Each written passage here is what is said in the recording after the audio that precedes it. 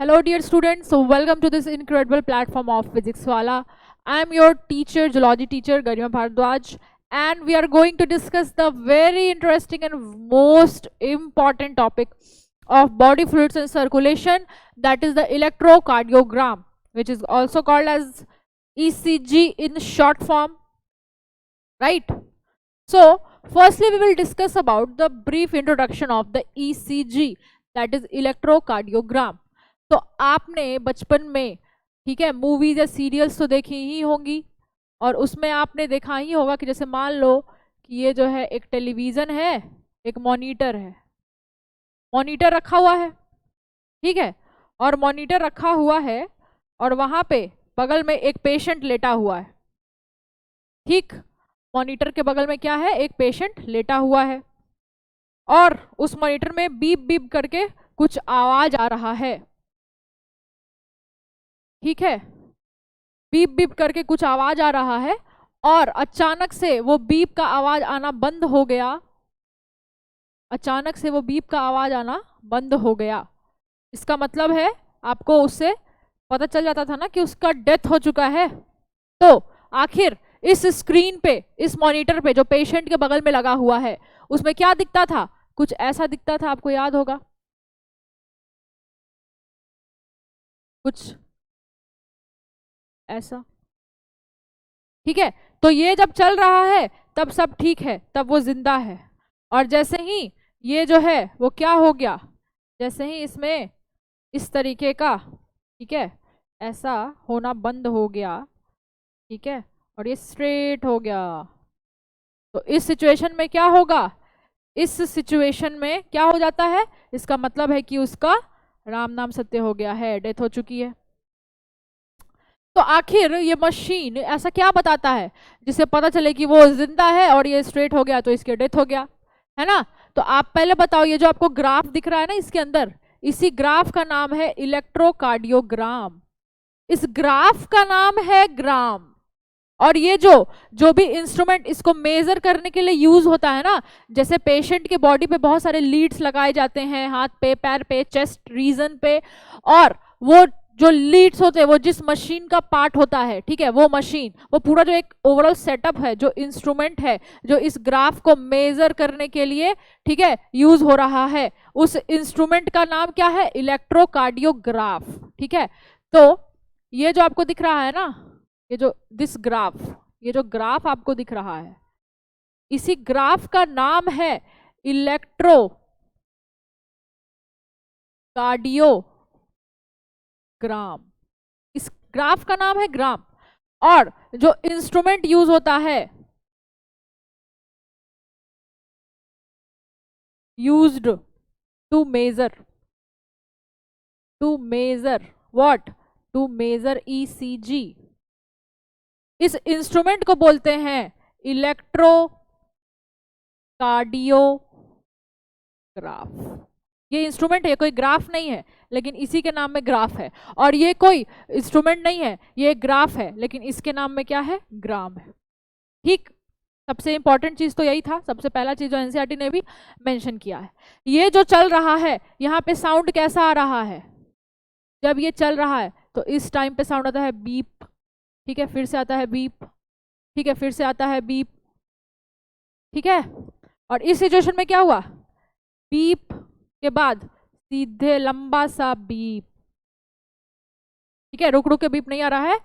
तो ये जो सिचुएशन है ना, ये वाला सिचुएशन, यहाँ पे डेथ क्यों है, क्यों यहाँ पे डेथ हुआ, क्यों ये ग्राफ चलना इतना जरूरी था कि ये स्ट्रेट हो गया तो डेथ हो गया। तो आप जानते हो कि ये जो भी आप देख रहे हो ना ग्राफ, ये एक्चुअली में क्या बता रहा है, ये जो ग्राफ है ये क्या शो करता है, ये ग्राफ क्यों इतना इंपॉर्टेंट है कि ये स्ट्रेट हो गया तो डेथ हो गया, क्योंकि ये ग्राफ जो है वो क्या इंडिकेट करता है, इंडिकेट्स द इलेक्ट्रिकल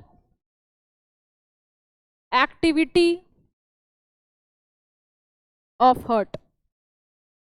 यानी कि ये ग्राफ अगर चल रहा है यानी हार्ट के अंदर इलेक्ट्रिकल एक्टिविटी हो रहा है। जैसे ही ये ग्राफ क्या हुआ, जैसे ही ये ग्राफ स्ट्रेट हो गया यानी ये ग्राफ बनना बंद हो गया, वैसे ही क्या हुआ, हार्ट का इलेक्ट्रिकल एक्टिविटी भी स्टॉप हो गया, है ना। तो अगर हार्ट का इलेक्ट्रिकल एक्टिविटी स्टॉप हो गया पहले तो ये सोचो कि आखिर ये ग्राफ के स्ट्रेट होने से ये क्यों समझ में आ रहा है कि हार्ट का इलेक्ट्रिकल एक्टिविटी स्टॉप हो गया है। क्योंकि मैं बता दूं ये जो ग्राफ है ना, इसके वाई एक्सिस पे ना वोल्टेज है। तो आप जानते हो ना, ये जो ओरिजिन है, ओरिजिन तो 0 पे होता है, तो यानी कि ओरिजिन से ऊपर गया यानी कुछ वोल्टेज आया पॉजिटिव में, ठीक, और फिर ओरिजिन से ऊपर गया यानी फिर से कुछ वोल्टेज आया पॉजिटिव में। यानी हार्ट में अगर करंट बह रहा है यानी कि ऊपर जाएगा, अगर ये ऊपर जा रहा है इसका मतलब हार्ट में करंट बह रहा है। और अगर ये ऊपर जाना बंद हो गया, ये जीरो वोल्टेज पे ही स्ट्रेट हो गया, यानी हर समय हार्ट में 0 वोल्टेज है, यानी कोई करंट फ्लो नहीं हो रहा है, यानी हार्ट में कोई भी एक्टिविटी नहीं हो रहा है, तो इसका मतलब हार्ट रुक गया ना। तो इसका मतलब है कि यहां से यहां तक का जो सिनेरियो है, ठीक है, वो क्या बता रहा है, यहां से यहां तक का जो सिनेरियो है ये बता रहा है कि हार्ट में क्या हो चुका है, हार्ट स्टॉप्ड बीटिंग। क्योंकि हार्ट बीट कैसे करता है, अपने इलेक्ट्रिकल एक्टिविटी की वजह से ही ना बीट करता है, ठीक है। हार्ट मसल से बना हुआ है, लेकिन आप जानते हो ना कि आपका हार्ट का मसल जो कि कार्डियक मसल है, या हाथ या पैर का मसल, कोई भी मसल कॉन्ट्रैक्ट कैसे करता है, इलेक्ट्रिकल करंट की वजह से, इंपल्स की वजह से। तो अगर हार्ट में इलेक्ट्रिकल एक्टिविटी है, इसका मतलब है उसी की वजह से वो लगातार अपना मस्कुलर एक्टिविटी शो कर पा रहा है, बीट कर पा रहा है। जिस टाइम पे हार्ट में 0 वोल्टेज हो गया, लगातार हो गया, यानी हार्ट ने बीट करना क्या कर दिया है, रोक दिया है। और आप जानते हो कि जब हार्ट बीट करना रोक देता है, छोड़ देता है, तो इस पर्टिकुलर सिचुएशन का नाम क्या है, कार्डियक अरेस्ट, ठीक है।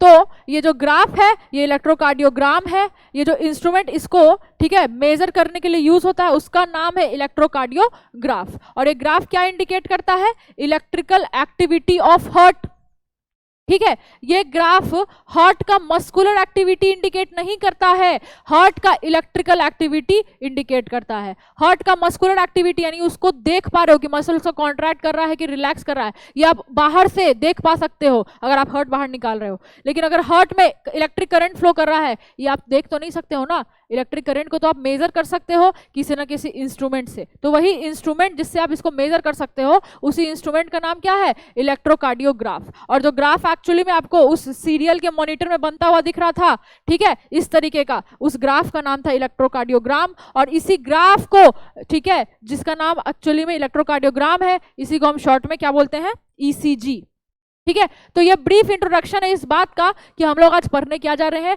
क्या होता है ईसीजी। तो ये आपको पता चल गया क्या होता है ईसीजी। और अगर ईसीजी आना बंद हो जाए, यानी कि हर समय जो है इलेक्ट्रिकल करंट क्या हो जाए, 0 हो जाए, क्योंकि पोटेंशियल वोल्टेज वो 0 हो गया है, तो इसका मतलब क्या है कि अब कार्डियक अरेस्ट हो चुका है। और आप ही बताओ कि अगर हार्ट बीट करना छोड़ दे, कार्डियक अरेस्ट हो जाए, तो क्या होगा, डेथ हो जाएगा। क्योंकि आप जिंदा इसलिए हो, लाइव इसलिए हो, क्योंकि आपका हार्ट जो है बीट कर रहा है, बीट करके आपके हर बॉडी के हर एक पार्ट को, हर एक सेल को, ठीक है, ब्लड दे रहा है। और ब्लड देने की वजह से क्या हो रहा है, ब्लड से ऑक्सीजन जा रहा है हर सेल के पास, ऑक्सीजन की वजह से क्या हो रहा है, ऑक्सीजन की वजह से आप जो है रिस्पिरेशन कर पा रहे हो, एनर्जी जो है एटीपी जो है उसको आप यूज कर पा रहे हो, और अपना बाकी जो भी आपका, ठीक है, मेटाबॉलिज्म उसको कर पा रहे हो, ठीक है। तो ये आपका ब्रीफ इंट्रोडक्शन हो गया, ठीक है। फिर नेक्स्ट बात करेंगे हम लोग, ईसीजी 2 टाइप के होते हैं, एक है स्टैंडर्ड ईसीजी और एक क्या है आपका, डिटेल्ड ईसीजी, ठीक है। तो आपके सिलेबस में स्टैंडर्ड ईसीजी है, ठीक है, डिटेल मतलब बहुत ज्यादा डिटेल वाला ईसीजी। और आपको क्या जानना है कि एक स्टैंडर्ड ईसीजी कैसा दिखता है, ठीक। तो पहले हम लोग डिफरेंस जान लेते हैं कि स्टैंडर्ड ईसीजी क्या होता है। तो स्टैंडर्ड ईसीजी जो है ना, वो डिटेल्ड ईसीजी से थोड़ा लेस कॉम्प्लेक्स है ना। तो इसमें थोड़ा कम तामझाम होगा, बिल्कुल सही सोच रहे हो। क्या होता है इसमें, हम लोग सिर्फ 3 लीड यूज करते हैं इस केस में, 3 लीड्स आर यूज्ड। लीड्स क्या है, आप देखे होंगे कि पेशेंट के हाथ पे है ना कुछ चिपकाया जाता है, वही लीड है, ठीक है। क्यों चिपकाया जाता है वो भी आप, ये बहुत जरूरी है जानना, ठीक है। और उसके एक लेफ्ट पैर पे, लेफ्ट एंकल पे, ठीक है, एक लीड चिपकाया जाता है। 3 लीड यूज किया जाता है एक स्टैंडर्ड ईसीजी में, ठीक है।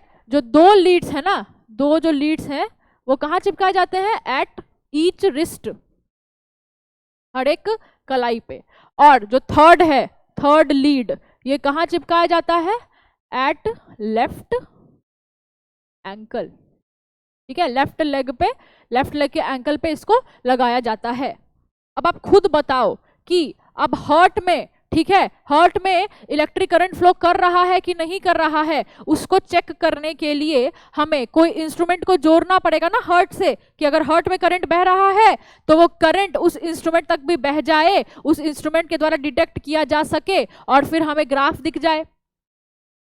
लेकिन क्या डायरेक्टली बॉडी को बाइफरकेट करके या बाइसेक्ट करके डायरेक्टली हार्ट में लीड तो नहीं लगाया जा सकता है ना। किसी के ईसीजी को देखने के लिए कि हार्ट ठीक से काम कर रहा है या नहीं कर रहा है, उसको देखने के लिए हम उसको ऑपरेट थोड़ी कर देंगे। तो हम क्या करते हैं, हम बॉडी के ऊपर, ठीक है, बॉडी के ऊपर ही लीड लगाते हैं। अगर आपको डिटेल्ड ईसीजी चाहिए ना तो पूरा हार्ट के चारों तरफ चेस्ट रीजन में भी 6 लीड लगा दो, एक्स्ट्रा 6 लीड लगा दो पूरे चेस्ट में। अगर आपको एक स्टैंडर्ड ईसीजी चाहिए तो क्या करोगे, दोनों जो आपका ये रिस्ट है यहाँ पे एक एक लीड लगा दो और एक लेफ्ट एंकल में लगा दो। लेफ्ट एंकल में क्यों, राइट में क्यों नहीं? क्योंकि आपको पता है ना कि आपका जो हार्ट है वो लेफ्ट की तरफ टिल्टेड है, तो इसलिए लेफ्ट की तरफ टिल्टेड है, तो जो करंट एक्चुअली में हार्ट में है वो ज्यादा अच्छे से डिटेक्ट किस लेग से हो सकता है, किस लेग के एंकल से हो सकता है, तो लेफ्ट एंकल से हो सकता है। इसीलिए जो है लेफ्ट एंकल में तीसरा लीड लगाया जाता है, राइट में नहीं लगाया जाता है। अगर आपके पास एक ही लीड बचा है और ऑप्शन है कि दोनों पैर में से किस में लगाओगे, तो ऑब्वियसली उसी पैर में लगाओगे जो हार्ट से ज्यादा नजदीक है, क्योंकि उससे जो करंट आएगा वो बहुत ज्यादा ही मिलता जुलता होगा हार्ट के एक्चुअल जो भी करंट हार्ट में फ्लो कर रहा है उससे, एज कंपेयर टू अगर आप राइट वाले पैर में लगाओगे तो। और दोनों रिस्ट में भी लगाते हैं, ठीक है। अब सवाल उठता है कि ऐसा क्यों किया जाता है, तो आप खुद सोचो कि आपका हार्ट जो है वो बीट कर रहा है, हार्ट बीट करके मस्कुलर एक्टिविटी कब दिखा पा रहा है, ठीक है। यहां पे मैंने एक चीज यहां पे लिखा हुआ है, ठीक है, electrical activity and muscular activity. आपको यहाँ पे ये डिफरेंस जाना जरूरी है कि what is electrical activity and muscular activity. देखिए, आपको जो कॉन्ट्रैक्शन, हार्ट में जो कॉन्ट्रैक्शन दिख रहा है जिसको हम क्या बोलते हैं, सिस्टोल, और आपको जो हार्ट में, ठीक है, जो हार्ट में क्या दिख रहा है, रिलैक्सेशन। हार्ट का मसल कॉन्ट्रैक्ट करता है, फिर रिलैक्स करता है, फिर कॉन्ट्रैक्ट करता है, फिर रिलैक्स करता है। इसी को तो हार्ट बीट बोलते हैं कि एक हार्ट बीट मतलब क्या है कि हाँ कॉन्ट्रैक्ट रिलैक्स दोनों कर रहा है, सिर्फ कॉन्ट्रैक्शन की वजह से हार्ट बीट नहीं हो सकता, ठीक है, रिलैक्स भी कर रहा है, ठीक। तो कॉन्ट्रैक्शन मतलब सिस्टोल एंड रिलैक्सेशन मतलब क्या है, डायस्टोल। ये दोनों कॉन्ट्रैक्ट करना या रिलैक्स करना, ये दोनों क्या है, कौन सा एक्टिविटी है? अरे तो ये दोनों मस्कुलर एक्टिविटी है ना, ये मसल्स दिखाते हैं, मसल्स शो करते हैं ये, ठीक है। ये इलेक्ट्रिकल एक्टिविटी नहीं है।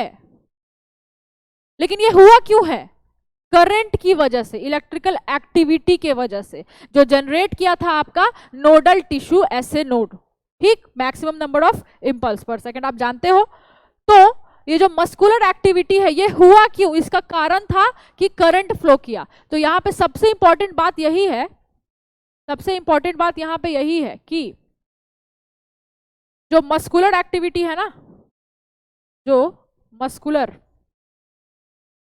एक्टिविटी है ना, ये तब तक नहीं होगा जब तक इलेक्ट्रिक करंट फ्लो नहीं करेगा। इलेक्ट्रिक करंट जाके बोलेगा नहीं सेल को कि अब चलो कॉन्ट्रैक्ट करो, ठीक है। तो इसका मतलब है कि मस्कुलर एक्टिविटी किसको फॉलो करता है, फॉलोज इलेक्ट्रिकल एक्टिविटी। अभी तक इस चैप्टर में आपने क्या पढ़ा था, सिर्फ और सिर्फ मस्कुलर एक्टिविटी, कहीं भी इलेक्ट्रिकल एक्टिविटी नहीं पढ़ा है। पहली बार इलेक्ट्रिकल एक्टिविटी यहां पे पढ़ रहे हो, पहली बार इलेक्ट्रिकल एक्टिविटी यहीं पे पढ़ रहे हो, ठीक है।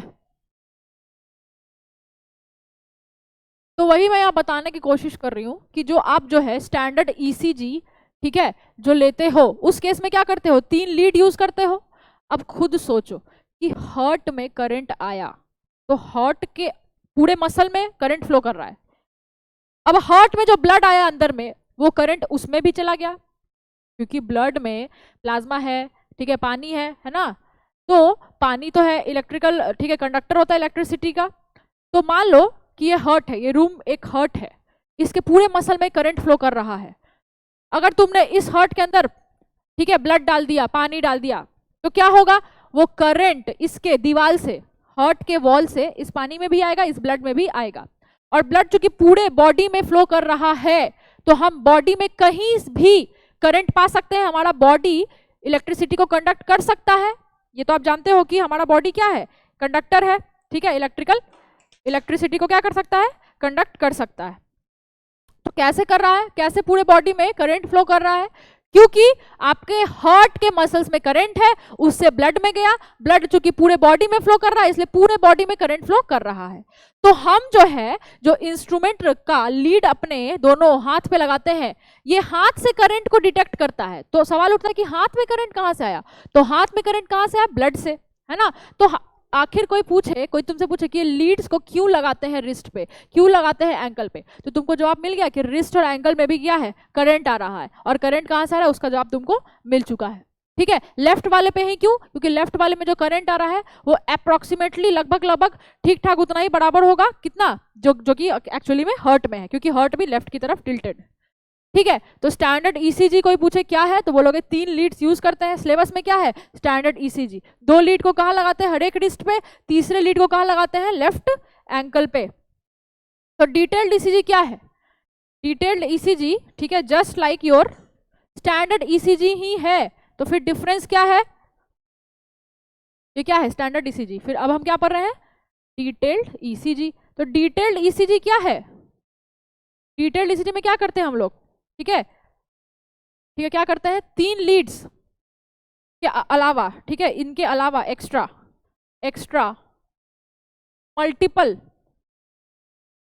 लीड्स, मल्टीपल मतलब लगभग 6 लीड्स हम लोग मिनिमम यूज करते हैं। कहाँ पे, हाथ और पैर पे तो लगा ही हुआ लीड, चेस्ट एरिया पे भी लीड लगाते हैं। क्योंकि चेस्ट में क्यों लगाते हैं, स्टमक पे क्यों नहीं लगाते हैं, क्योंकि एक्चुअली में करंट आ कहाँ से रहा है, हर्ट से, और हर्ट आपके थोरैकिक कैविटी में, चेस्ट एरिया में है, तो लीड यहीं पे लगाओगे तो यहाँ से अच्छा, ठीक है, एकदम लगभग बराबर करंट आपको, ठीक है, मेजर होगा, फ्लो करेगा, ठीक। तो इसलिए लीड एक्स्ट्रा मल्टीपल लीड्स, ठीक है, कितना, तो 6 आर, ठीक है, यूज्ड इन चेस्ट एरिया, इनको हम अटैच करते हैं,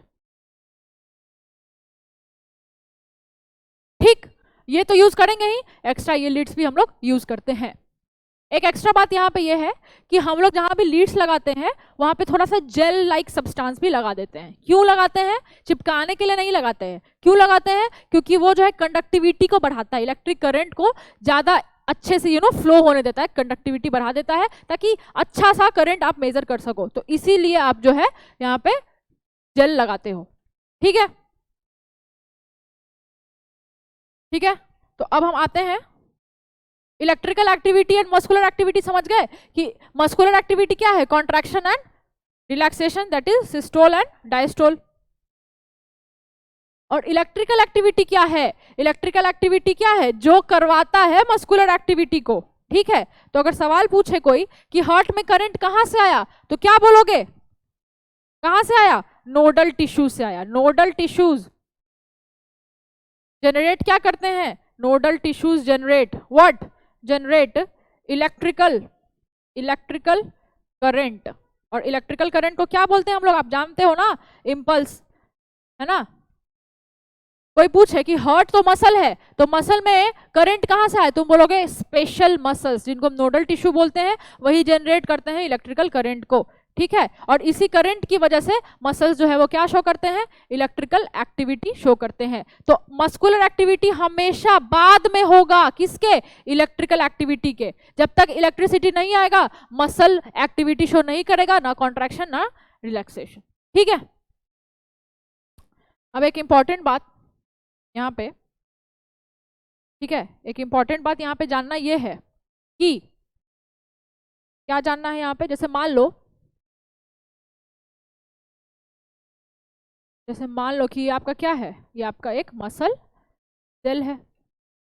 जैसे मान लो ये तुम्हारा एक मसल सेल है, फिर ये तुम्हारा वही मसल सेल है, और फिर यही वो तुम्हारा मसल सेल है, ठीक है, ये वही तुम्हारा मसल सेल है।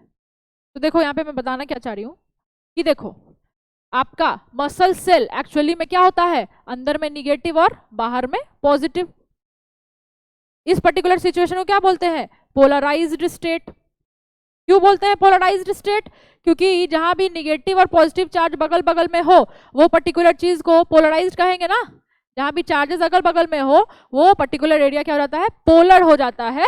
तो इसीलिए हम बोलेंगे कि पोलराइज्ड है। ठीक। और जैसे ही क्या हुआ, जैसे ही इसके अंदर उल्टा हो गया, ठीक, पॉजिटिव अंदर आ गया और निगेटिव बाहर हो गया। क्यों ऐसा होता है आप जानते हो? आपने नर्वस सिस्टम में पढ़ा है ना, सोडियम आयन के इनफ्लक्स से ऐसा होता है कि कोई पॉजिटिव आयन अंदर आएगा तो अंदर पॉजिटिव हो जाएगा और बाहर क्या हो जाएगा? निगेटिव। जिस एरिया में आया है सोडियम उसी एरिया में पॉजिटिव हुआ, बाकी में क्या था? इधर निगेटिव ही था। ठीक, हम इस एरिया पे फोकस कर रहे हैं। तो ये एरिया पहले क्या था? पोलराइज्ड। यही एरिया अब क्या हो गया? ठीक उल्टा हो गया ना, पहले अंदर निगेटिव था अब यहां अंदर पॉजिटिव हो गया। तो ठीक पोलराइज का उल्टा, दैट इज डीपोलराइज्ड स्टेट। ठीक, और ये वापस से फिर से अगर माइनस बन गया, ठीक है, और इधर प्लस आ गया, जैसे पॉजिटिव चार्ज के आने से ये क्या हुआ था? पॉजिटिव चार्ज के आने से ये पॉजिटिव हो गया था अंदर में, वैसे ही अगर पॉजिटिव चार्ज को बाहर निकाल दोगे तो फिर से क्या हो जाएगा? अंदर में निगेटिव। तो ये फिर से क्या हो गया? रीपोलराइज्ड। फिर से वापस से कैसा हो गया? पोलराइज स्टेट की तरह हो गया ना। तो ये फिर से क्या हो गया? रीपोलराइज्ड। तो देखो, जब पोलराइज्ड स्टेट होता है तब यहाँ पे नो कॉन्ट्रैक्शन, कोई भी कॉन्ट्रैक्शन आपको देखने को नहीं मिलेगा जब तक ये क्या है? ये एक हार्ट का मसल सेल है, ठीक है, हार्ट का जो मसल होता है ना, कार्डियक मसल, उसका मान लो ये सेल है। और अगर ये सेल पोलराइज स्टेट में है तो यहाँ पे आपको कॉन्ट्रैक्शन देखने को नहीं मिलेगा। अगर ये सेल डीपोलराइज स्टेट में चला गया, इसका मतलब है कि यहाँ पे पॉजिटिव और निगेटिव क्या आ गया? बगल बगल में आ गया। तो आप जानते हो ना कि पॉजिटिव और निगेटिव अगर बगल बगल में आ गया तो यहाँ पे करंट फ्लो कर सकता है। ठीक है, बगल बगल में होना चाहिए, ये नहीं कि एक मेम्ब्रेन बीच में है, यहाँ पे कोई करंट फ्लो नहीं कर रहा है। अगर बगल बगल में आ गया है डीपोलराइजेशन की वजह से तो यहाँ पे करंट फ्लो करता है। और जैसे ही करंट फ्लो करेगा क्या होगा? कॉन्ट्रैक्शन शो होगा। ठीक है, क्या होगा यहाँ पे? Contraction occurs. ठीक है, और वही सिचुएशन अगर वापस ऐसा उल्टा हो गया, रीपोलराइजेशन होने लगा, तो इसका मतलब क्या है कि डीपोलराइजेशन के बाद अगर कोई भी मसल डीपोलराइजेशन हुआ किसी भी मसल सेल का, तो आफ्टर डीपोलराइजेशन क्या होगा? कॉन्ट्रैक्शन होगा। और अगर यही वापस से डीपोलराइज से रीपोलराइज होने लगा, इसका मतलब है क्या हो जाएगा? फिर से रिलैक्सेशन होने लगेगा ना, क्योंकि आप जानते हो कि पोलराइज अगर कोई है मतलब उसमें कोई कॉन्ट्रैक्शन देखने को नहीं मिलेगा। तो अगर डीपोलराइज से वापस से रीपोलराइज हुआ, यानी जो कॉन्ट्रैक्शन देखने को मिल रहा था वो धीरे धीरे क्या होने लगेगा? कॉन्ट्रैक्शन बंद हो जाएगा, वापस से धीरे धीरे वो रिलैक्स होने लगेगा। तो इसका मतलब है कि आफ्टर रीपोलराइजेशन क्या होता है? Relaxation occurs. मसल क्या हो जाता है? रिलैक्स हो जाता है। तो यहां से भी कंक्लूड कर सकते हो ना कि क्या हो रहा है? पहले क्या हो रहा है? पहले जो है वो इलेक्ट्रिकल एक्टिविटी हुआ। देखो, पोलराइज होना या डीपोलराइज होना या रीपोलराइज होना, ये क्या है? ये एक तरह का इलेक्ट्रिकल एक्टिविटी है ना, कि मसल में इलेक्ट्रिसिटी का क्या, ठीक है, सीन चल रहा है। और ये जो है कि कॉन्ट्रैक्शन हो रहा है या नहीं हो रहा है, ये तो मस्कुलर एक्टिविटी का सीन है ना। तो इसका मतलब ये बहुत इंपॉर्टेंट चीज यहाँ पे है कि जब हार्ट का मसल सेल क्या हो? रेस्ट पे हो, एट रेस्ट, तो वो सिचुएशन को हम बोलते हैं कि ये पोलराइज स्टेट में है, यहाँ पे कोई कॉन्ट्रैक्शन नहीं हो रहा है। लेकिन अब ये रेस्ट में नहीं है, क्यों? क्योंकि अब ये डीपोलराइज्ड है। रेस्ट मतलब क्या होता है? पोलराइज्ड। ठीक, तो जैसे ये डीपोलराइज्ड हुआ तो क्या हुआ? डीपोलराइजेशन के बाद यानी इलेक्ट्रिकल एक्टिविटी है डीपोलराइज्ड वाला। इलेक्ट्रिकल एक्टिविटी क्या है? डीपोलराइज्ड वाला। तो इसका मतलब क्या है कि मस्कुलर एक्टिविटी क्या होगा? इलेक्ट्रिकल एक्टिविटी के बाद होता है मस्कुलर एक्टिविटी। तो डीपोलराइजेशन होने के बाद क्या होगा? कॉन्ट्रैक्शन।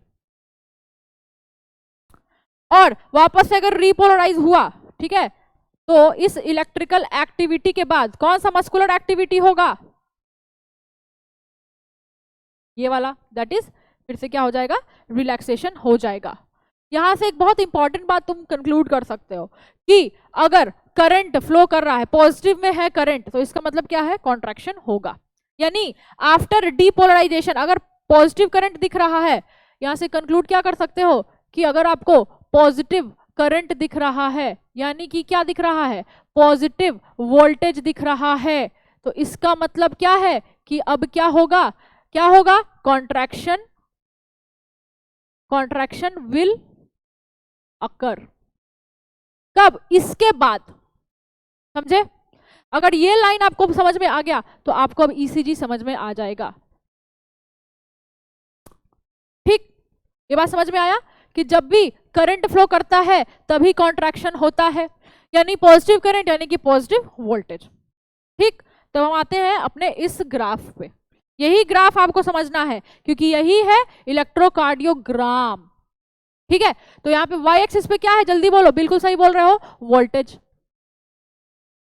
वोल्टेज है यहाँ पे, अगर ओरिजिन है तो यहाँ पे 0 है, ये वोल्टेज मिली वोल्ट्स में है, वोल्टेज का यूनिट है ना, ठीक है, मिली वोल्ट्स में। 0 के ऊपर पॉजिटिव वोल्टेज है, 0 के नीचे निगेटिव वोल्टेज है।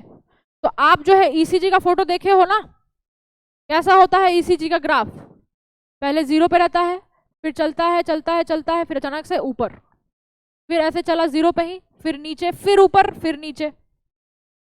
ठीक,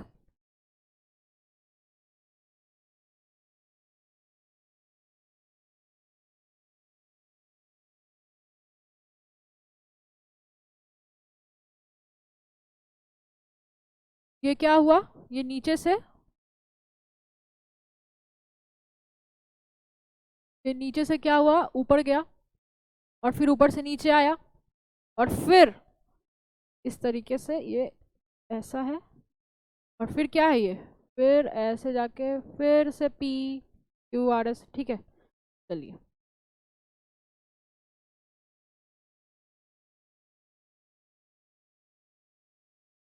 ठीक, तो आप जो है अपने बुक्स में देखे हो ना कि वाई एक्सिस पे, बुक में एनसीईआरटी में नहीं लिखा हुआ है कि वाई एक्सिस पे क्या है, एक्स एक्सिस पे क्या है।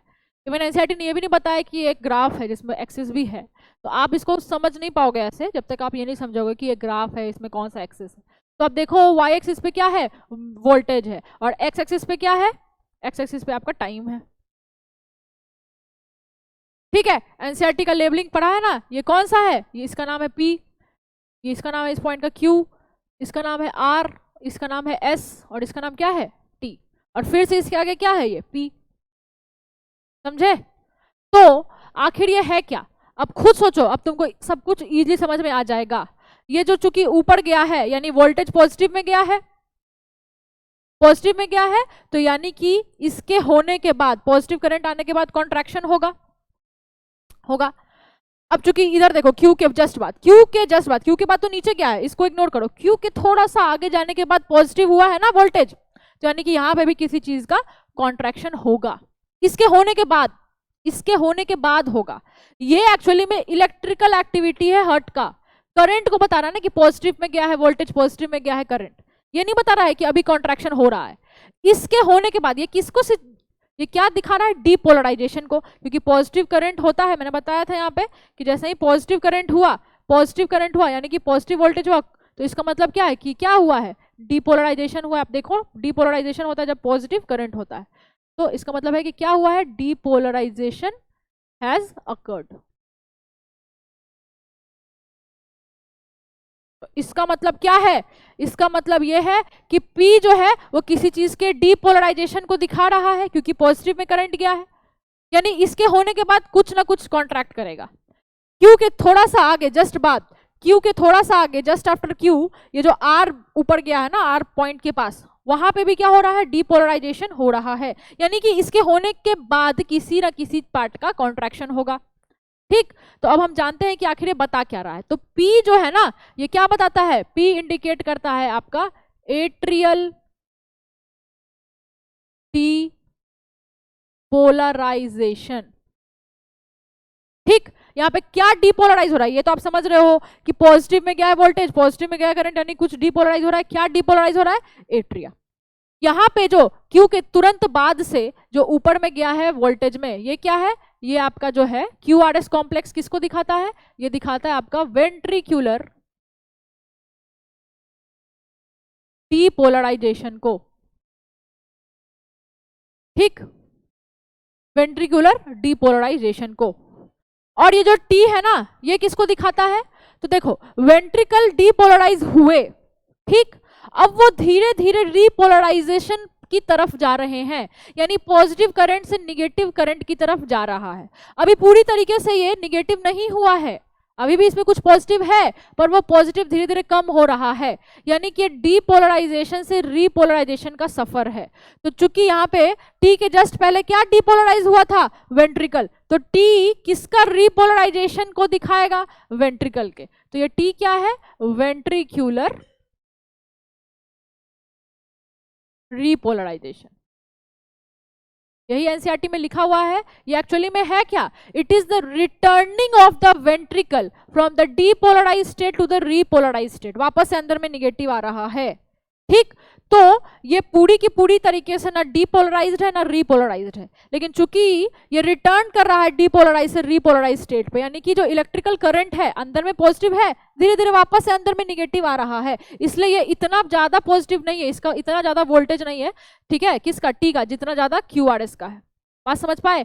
तो ये जो P है वो एट्रियल डीपोलराइजेशन को शो करता है, ये जो QRS है ये वेंट्रिकुलर डीपोलराइजेशन को शो करता है, और ये जो T है ये वापस से वेंट्रिकुलर रीपोलराइजेशन को शो करता है, ठीक है। और वापस से फिर से ECG में क्या हो जाएगा? स्टार्ट, फिर से P आ जाएगा, ठीक है। मतलब P, Q, R, S और T ये एक पर्टिकुलर सेगमेंट है आपका किसका? ECG का, जो बार बार क्या होता रहता है? रिपीट होता रहता है। फिर से P किसको डिनोट करेगा? एट्रियल डीपोलराइजेशन को, ठीक है। इतना तो क्लियर हो गया होगा। तो इसका मतलब है, अब हम जानते हैं मस्कुलर एक्टिविटी को। तो मैंने बताया ना कि एट्रिया डीपोलराइज होने के बाद क्या करेगा? कभी भी किसी चीज का डीपोलराइजेशन होता है तो उसके बाद कॉन्ट्रैक्शन होता है, यानी कि आफ्टर पी के बाद, ठीक है, ये जो पी क्यू इंटरवल है, ये जो पी क्यू इंटरवल है, पी क्यू इंटरवल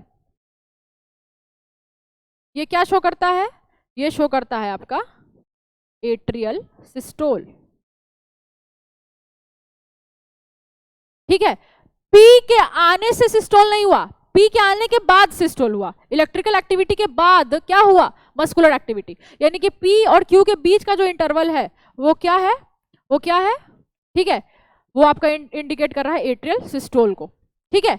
अब क्यू के तुरंत बाद वेंट्रिकल डीपोलराइज हुआ, यानी कि जस्ट आफ्टर क्यू, एनसीईआरटी में लिखा हुआ है जस्ट आफ्टर क्यू, जो पॉजिटिव में गया है वो किसको इंडिकेट कर रहा है? वेंट्रिकुलर सिस्टोल को, यानी after QRS complex you will notice ventricular systole, ठीक है। तो सवाल आता है कि कहां तक वेंट्रिकल में सिस्टोल दिखेगा? देखो ये जो है, ये टी जो है वो क्या दिखाता है? Return of the ventricle from the depolarise state to the repolarise state. अभी भी अंदर में पॉजिटिव ही है, लेकिन वो धीरे धीरे घट रहा है। तो जब तक पॉजिटिव है अंदर में तब तक कॉन्ट्रैक्शन होगा, जब तक पॉजिटिव अंदर में है, जब तक करंट है, तब तक वो किसको लीड करेगा? कॉन्ट्रैक्शन को। तो कोई पूछे कि वेंट्रिकुलर कॉन्ट्रैक्शन कब तक दिखता है, तो बोलोगे Q और T के इंड तक, T के इंड तक, यानी QT इंटरवल, ये पूरा का पूरा इंटरवल क्या दिखाता है? ये दिखाता है आपका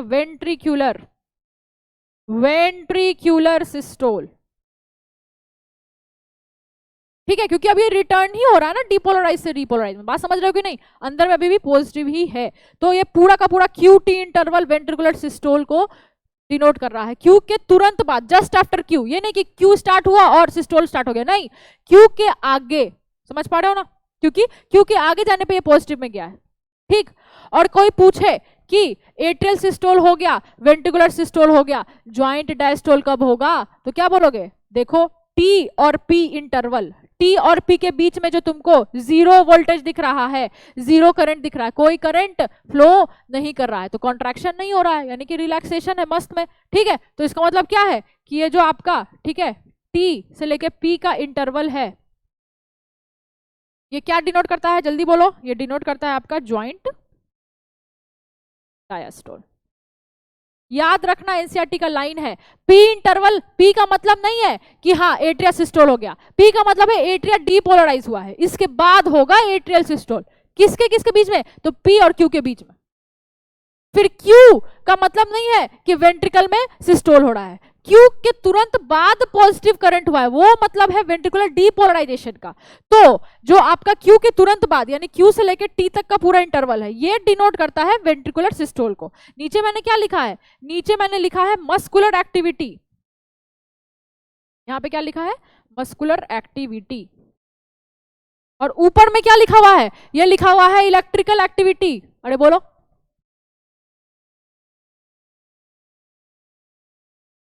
ठीक है।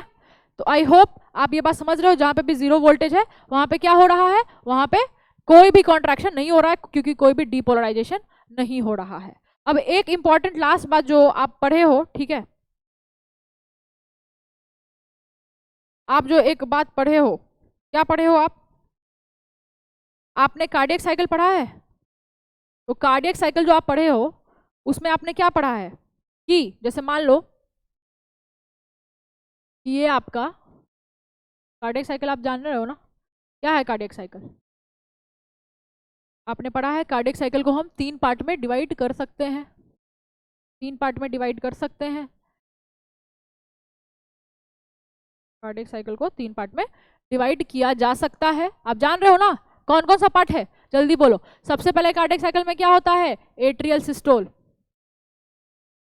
ये कितने टाइम का है, 0.1 सेकेंड, ये कितने टाइम का है, 0.3 सेकेंड, और ये कितने टाइम का है, 0.4 सेकेंड। क्यों, क्योंकि एक कार्डियक साइकिल कितने टाइम का होता है, 0.8 सेकेंड। एक कार्डियक साइकिल कितने टाइम का होता है, जल्दी बोलो, 0.8 सेकेंड। जल्दी बताओ, याद है ये किसको डिनोट करता है, ये एट्रियल सिस्टोल को डिनोट करता है। ये जो है 0.3 सेकेंड का, ये किसको डिनोट करता है, ये वेंट्रिक्यूलर सिस्टोल को डिनोट करता है। और ये जो है 0.4 सेकेंड का, ये किसको डिनोट करता है, जॉइंट डायस्टोल को डिनोट करता है। तो आप जान रहे हो ना कि आप बताओ एट्रियल सिस्टोल किसके बाद होता है, किसके बाद होता है, एट्रियल डीपोलराइजेशन के बाद। और एट्रियल डीपोलराइजेशन को कौन इंडिकेट करता था, पी, याद है कुछ, ठीक। तो पी से लेके किसका इंटरवल, ठीक है, पी से लेके क्यू तक का इंटरवल एट्रियल सिस्टोल को डिनोट करता था। क्यू के तुरंत बाद क्यूआरएस कॉम्प्लेक्स किसको डिनोट करता है, वेंट्रिकुलर, किसको, वेंट्रिकुलर सिस्टोल को, ठीक है, मतलब वेंट्रिकुलर डीपोलराइजेशन को। तो अगर क्यूआरएस वेंट्रिकुलर डीपोलराइजेशन को डिनोट करता है तो इसका मतलब इसके बाद ही ना होगा वेंट्रिकुलर सिस्टोल। तो यानी कि वेंट्रिकुलर सिस्टोल जिस पॉइंट के बाद हो रहा है उस पॉइंट का नाम क्या पड़ जाएगा, क्यूआरएस। एट्रियल सिस्टोल जिस पॉइंट के बाद हो रहा है उस पॉइंट का नाम क्या पड़ जाएगा, पी। क्यों, क्योंकि पी वो पॉइंट है जहां पे क्या होता है, एट्रियल डीपोलराइजेशन। और मैंने बताया है कि depolarisation leads to systole. QRS किसको डिनोट कर रहा है, वेंट्रिक्यूलर डीपोलराइजेशन, यानी कि डीपोलराइजेशन के बाद क्या होता है, सिस्टोल। और डायस्टोल किसके बाद होता है, ठीक है, मैंने बताया था डीपोलराइजेशन के बाद। तो मैंने बताया था ना कि return of the ventricles from the depolarised state to the repolarised state is कौन सा इंटरवल है भाई, तो आप बताओ, टी दिखाता है ना, टी वो पॉइंट है जो कि रीपोलराइजेशन को शो करता है। तो अब इसको बताने का मेरा क्या मतलब था, आपने आज तक बस यही पढ़ा है कि एट्रियल सिस्टोल है, वेंट्रिकुलर सिस्टोल है, जॉइंट डायस्टोल है, लेकिन कभी पढ़ा कि इस पॉइंट का नाम क्या होगा, इस पॉइंट का नाम होगा पी, इस पॉइंट का क्यूआरएस, और इस पॉइंट को हम लोग टी बोल सकते हैं। तो अब इससे एक और मस्त चीज क्लियर हो गया है, वो क्या है, कोई तुमसे पूछे कि पी क्यू इंटरवल के बीच का टाइम क्या है तो बोल दोगे ना 0.1 सेकेंड। कोई पूछे कि एस और टी के बीच का टाइम इंटरवल क्या है तो तुम बोल दोगे ना कितना, 0.3 सेकेंड। कोई तुमसे पूछे टी और पी के बीच में कितना टाइम है तो आप क्या बोलोगे, 0.4 सेकेंड। तो इसका मतलब है कि इस ग्राफ में हम टाइम भी लिख सकते हैं। इस ग्राफ में हम क्या टाइम लिख सकते हैं, इस ग्राफ में बस हम जल्दी से एक टाइम लिख देते हैं। क्या टाइम लिखेंगे कि ये जो P और Q के बीच का टाइम है, जल्दी बताओ ये कितना है, ये 0.1 सेकेंड का है। यहीं से क्लियर हो गया ये तो, ठीक है। और आप बताओ कि ठीक है QRS से लेके T तक का जो भी टाइम इंटरवल है, Q से लेके पूरा T तक का, वो कितना था, 0.3 सेकेंड। और आप खुद बताओ कि T से लेके, ठीक है, T से लेके वापस से P तक का कितना टाइम इंटरवल था, 0.4 सेकेंड। क्या ये टफ है, बिल्कुल नहीं।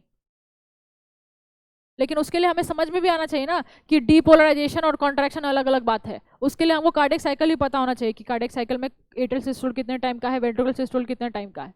तो आई होप आपको इस लेक्चर से अच्छे से ईसीजी समझ में आ गया होगा। मैं इसको एक बार लास्ट में कंक्लूड कर देती हूँ। हमने सबसे पहले क्या पढ़ा? हमने सबसे पहले पढ़ा कि व्हाट इज ईसीजी, एंड ये जो हमने सीरियल्स में देखा है इसका क्या मतलब है, मशीन्स को क्या बोलते हैं, और उसके बाद हमने देखा कि स्टैंडर्ड ईसीजी और डिटेल्ड ईसीजी में क्या अंतर है। हमको क्या पढ़ना है? स्टैंडर्ड ईसीजी, इलेक्ट्रिकल एक्टिविटी और मस्कुलर एक्टिविटी, इन दोनों में क्या अंतर है? क्या ये दोनों सेम है? नहीं, ठीक है। और इलेक्ट्रिकल एक्टिविटी में आपको क्या क्या पढ़ना है? ठीक है, डीपोलराइजेशन एंड रीपोलराइजेशन। तो ये क्या था? इस टॉपिक का नाम क्या था? ये टॉपिक आपको बता रहा था कि आपको इलेक्ट्रिकल एक्टिविटी में क्या क्या जानना है। व्हाट इज इलेक्ट्रिकल एक्टिविटी, जो कि हर्ट में हो रहा है, इलेक्ट्रिकल एक्टिविटी।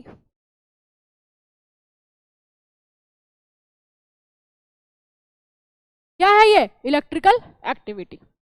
ठीक है ना, समझ में आ रहा है ना? ठीक है, तो ये बात है। उसके बाद क्या है? उसके बाद आपने देखा कि एक्चुअली में ईसीजी के हर एक पॉइंट का मतलब क्या है। इलेक्ट्रिकल एक्टिविटी का मतलब ये इलेक्ट्रिकल एक्टिविटी शो कर रहा है, तो ये किस इलेक्ट्रिकल एक्टिविटी को शो कर रहा है, फिर किस मस्कुलर एक्टिविटी को शो कर रहा है, ये इंटरवल कितने कितने सेकंड का है।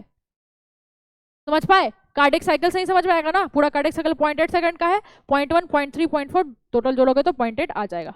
ठीक है, तो आई होप कि ईसीजी जो बहुत कॉम्प्लेक्स टॉपिक बच्चों को लगता है वो इस लेक्चर के बाद क्लियर हो गया होगा। ECG is the electrical activity and not the muscular activity. ठीक है, ओके। तो अब नेक्स्ट लेक्चर में हम लोग कोई और टॉपिक पे पढ़ेंगे। ठीक है, तो जब तक के लिए यही हमारे लिए है। ठीक है, थैंक यू।